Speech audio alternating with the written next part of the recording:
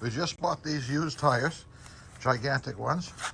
We're going to put them on these split rims that we have just taken apart and painted all the areas that show, that went on this 1940 crane that was used by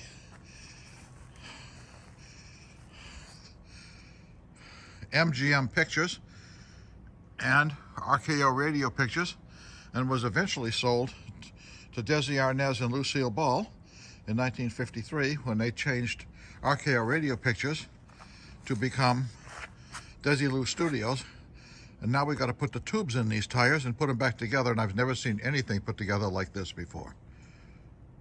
The first step is to put a little bit of air in the tube and make it nice and soft, so you can put them inside the tires and make sure the valve stem is empty, aiming towards the outside so you can fill it up. The next step was I took the inside part here and put it through the tire. Looks a little sloppy, so we won't look at that side. And we put it through here and make sure the valve stem comes through the slot.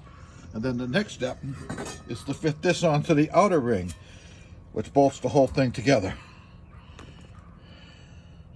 with, looks like 10 good-sized bolts.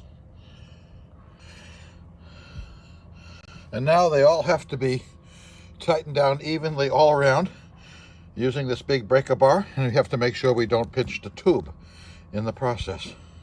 Jack it up a little higher, put it on the vehicle. I'm sure Mickey Thompson tires have never been on one of these before. And of course, if you notice, this threads go the other way. There's right side threads on one side and left side threads on the other. And then wait till you see the retaining rings to keep your nuts from falling off.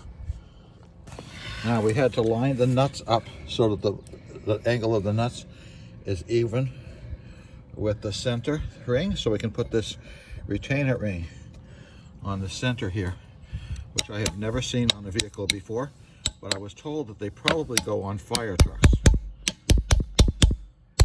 Okay, and they got these retainers that go on here that hold that ring on so the nuts don't get loose. And of course this thing probably never went over 4 miles an hour.